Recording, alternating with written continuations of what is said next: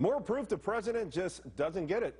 Today, dismissing that little election landslide that flipped the House and put John Boehner into a seat of power. The politics that swept him into the speakership were good for a midterm election. They're tough for governing. Tea Party activist Gina Loudon wonders what's so tough about living within our means, because that is exactly what those elections were about. Gina, welcome to the show. I almost fell out of my seat when I heard that line. And to me, the American people sent the message loud and clear. Whether it's difficult or not, this is what they want them to do down in Washington. Well, that's exactly right, Charles. Any fool can spend money. That's not rocket science. That's not what we elected them to do. That has absolutely nothing with the midterm elections. And I think the president, as well as the Republicans, would be really wise to heed the warning of the voting electorate and know that what we did in the midterm elections, we'll just turn around and do again if they don't stick to their guns and do what they were elected to do.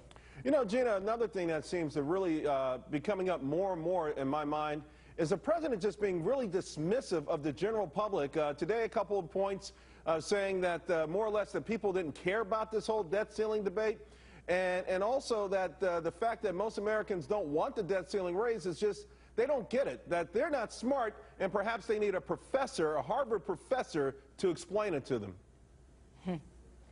Yeah, well, this president has gotten in a habit of ruling by executive order or fiat, and I think he kind of likes it that way. But the bottom line is, we here, the constitutional conservatives of America, are here to be sure we are the squeaky wheel that gets on his last nerve and doesn't permit him continuing to act like this professorial, lecturing fiat ruler. It's just not acceptable. It's not the American way. It's certainly not what we all stepped up to the plate for as activists when we brought him the Tea Party, which was really a response to this spending. And we're going to hold them to it, both the Republicans and the Democrats. And as I said, he'd be really wise to listen up, because we can make a lot of noise.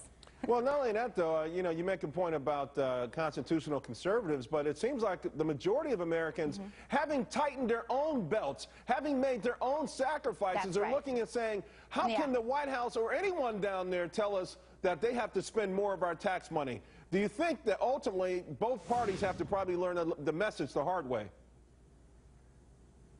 You know, great point. You know, who looks at a 9.2% unemployment, Charles, and says, oh, let's raise taxes on the most productive citizens, the ones who create the jobs? Who does that? It makes absolutely no sense. The American people are smarter than that. We showed them before. We'll show them again. They better tune in, quit lecturing, and quit with the arrogance, and listen to the American people. They are going against our will. If there is a compromise that is slacking in this arena, we're not going to be happy, and they're going to hear from us. Well, I hear you right now loud and clear. Gina Loudon, thanks a lot. Really appreciate it.